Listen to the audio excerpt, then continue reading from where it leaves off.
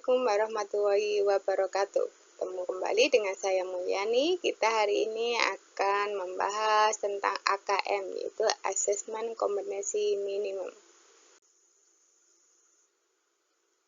Di sini kita akan belajar tentang pengertian Merdeka Belajar. Merdeka Belajar adalah kebijakan besar dalam rangka mewujudkan transformasi pengelolaan pendidikan di Indonesia. Salah satunya dengan menghapus ujian nasional atau UN, diganti dengan asesmen kompetensi. Asesmen nasional sendiri terdiri dari 3 bagian, yaitu asesmen kompetensi minimum atau AKM, survei karakter, dan survei lingkungan belajar. Apa itu asesmen nasional? Asesmen nasional adalah program penilaian terhadap mutu setiap sekolah, madrasah, dan program kesetaraan pada jenjang dasar dan menengah.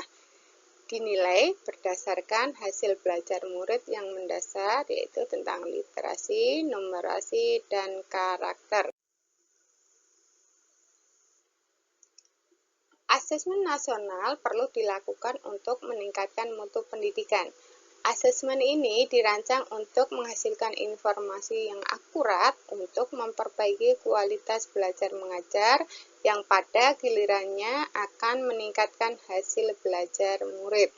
Di mana yang pertama, asesmen nasional menghasilkan informasi yaitu perkembangan mutu dari waktu ke waktu dan kesenjangan antar bagian di dalam sistem pendidikan. Yang kedua, menunjukkan pengembangan kompetensi dan karakter siswa. Yang ketiga, memberi gambaran tentang karakter esensial. Apakah asesmen nasional menentukan kelulusan peserta didik? Jawabannya tidak. Asesmen nasional tidak menentukan kelulusan. Asesmen nasional diberikan kepada murid bukan di akhir jenjang satuan pendidikan. Asesmen nasional juga tidak digunakan untuk menilai peserta didik. Hasil asesmen nasional tidak akan memuat skor atau nilai peserta didik secara individual. Asesmen nasional tidak terkait dengan kelulusan peserta didik.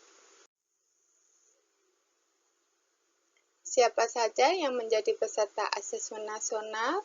Yaitu yang pertama, yaitu kelas 5, 8, dan 11. Peserta asesmen nasional tidak semuanya siswa, tetapi hanya diambil sebagian siswa yang dipilih. Yang kedua yaitu program PKBM atau program kesetaraan. Yang ketiga yaitu guru dan kepala sekolah. Informasi dari peserta didik, guru, dan kepala sekolah diharapkan memberi informasi yang lengkap tentang kualitas proses dan hasil belajar di setiap satuan pendidikan. Mengapa asesmen nasional hanya diikuti oleh sebagian murid? Asesmen nasional tidak digunakan untuk menentukan kelulusan menilai prestasi murid sebagai seorang individu, tetapi evaluasi hasil belajar setiap individu murid menjadi kewenangan pendidik. Asesmen nasional merupakan cara untuk memotret dan memetakan mutu sekolah dan sistem pendidikan secara keseluruhan. Mengapa yang menjadi sampel adalah murid kelas 5, 8, dan 11? Hasil asesmen nasional diharapkan menjadi dasar dilakukannya perbaikan pembelajaran. Pemilihan jenjang kelas 5, 8, dan 11 dimaksudkan agar murid yang menjadi peserta asesmen nasional dapat merasakan perbaikan pembelajaran ketika mereka masih berada di sekolah tersebut. Apakah asesmen nasional menggantikan ujian nasional atau UN? Asesmen nasional tidak menggantikan peran UN dalam mengevaluasi prestasi individu peserta didik, tetapi menggantikan peran UN sebagai sumber informasi untuk memetakan dan mengevaluasi mutu sistem pendidikan. Asesmen nasional akan menghasilkan potret yang lebih utuh tentang kualitas hasil belajar serta proses pembelajaran di sekolah. Asesmen nasional terdiri dari 3 bagian, yaitu yang pertama asesmen kompetensi minimum atau AKM. AKM sendiri terdiri dari 2 literasi, yaitu literasi membaca, matematika, atau numerasi. Asesmen literasi membaca, siswa diharapkan untuk bisa memahami, menggunakan, mengevaluasi, serta merefleksi.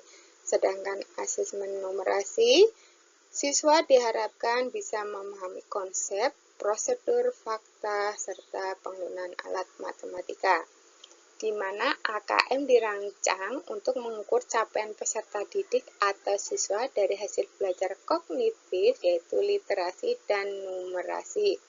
Kedua aspek kompetensi minimum ini menjadi syarat bagi peserta didik untuk berkontribusi di dalam masyarakat, terlepas dari bidang kerja dan karir yang ingin mereka tekuni di masa depan.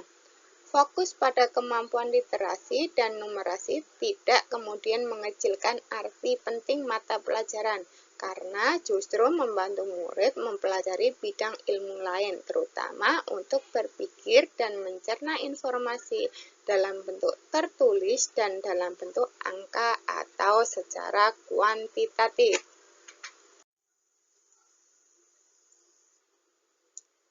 Literasi membaca dan numerasi itu dapat dilakukan dengan 3 cara, yaitu secara konten, proses kognitif, serta konteks.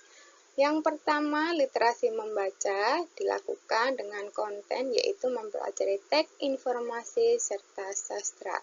Numerasi yang dipelajari secara konten yaitu tentang bilangan, geometri, dan pengukuran, data dan ketidakpastian, serta aljabar. Sedangkan proses kognitif literasi membaca yang dipelajari yaitu untuk menemukan informasi suatu teks, interpretasi dan integrasi, serta evaluasi dan refleksi.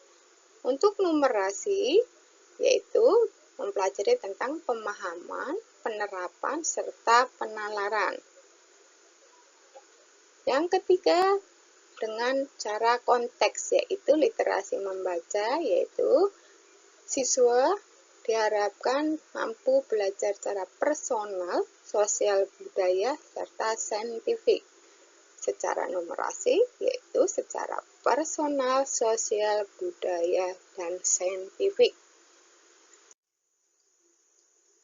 Yang kedua, penilaian asesmen nasional, yaitu tentang survei karakter.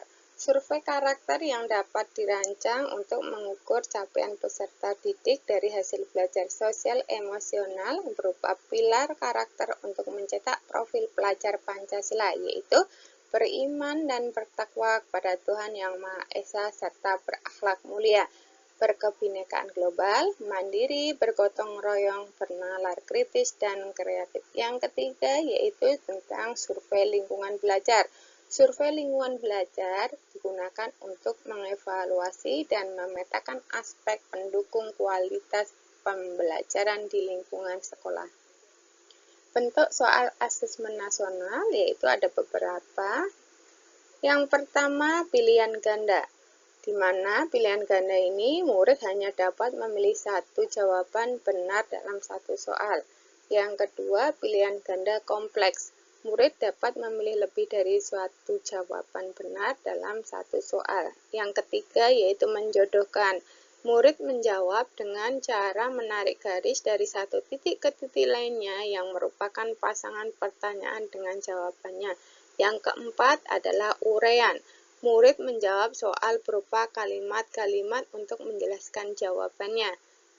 Yang kelima, isian singkat. Murid dapat menjawab berupa bilangan, kata untuk menyebutkan nama benda, tempat, atau jawaban pasti lainnya. Asesmen nasional dilakukan dengan cara berbasis komputer dan bersifat adaptif. Pertanyaan yang disajikan bergantung kepada kemampuan murid, di mana jika murid bisa menjawab soal yang disajikan, siswa nanti akan diberikan soal atau pertanyaan yang akan lebih kompleks, sedangkan siswa yang tidak dapat menjawab akan diberikan soal yang lebih sederhana. Peserta AKM itu sendiri yaitu seluruh satuan pendidikan. Yang kedua, tidak semua murid. 3. Pemilihan secara sampel dan secara acak. Setiap peserta mengerjakan beberapa materi. Yang pertama yaitu tentang literasi membaca, numerasi, survei karakter, dan survei lingkungan belajar. Waktu pengerjaan AKM itu 2 hari, yaitu untuk jenjang SD atau MI. Hari pertama yaitu tes literasi 75 menit, survei karakter 20 menit. Sedangkan hari kedua tes numerasi 75 menit, survei lingkungan belajar 20 menit.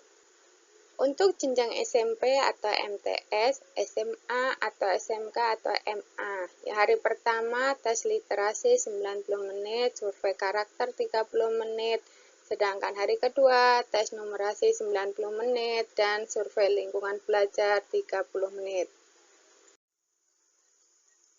Pelaporan AKM. Pelaporan AKM tidak digunakan untuk individual murid, tetapi digunakan pada level sekolah dan daerah untuk perbaikan dan pembelajaran di sekolah. Dengan asesmen kompetensi minimum literasi dan numerasi, kita siapkan para murid penerus bangsa yang mampu menghadapi abad 21. Cukup sekian pembahasan AKM hari ini. Terima kasih, semoga bermanfaat bagi kita semua. Wassalamualaikum warahmatullahi wabarakatuh.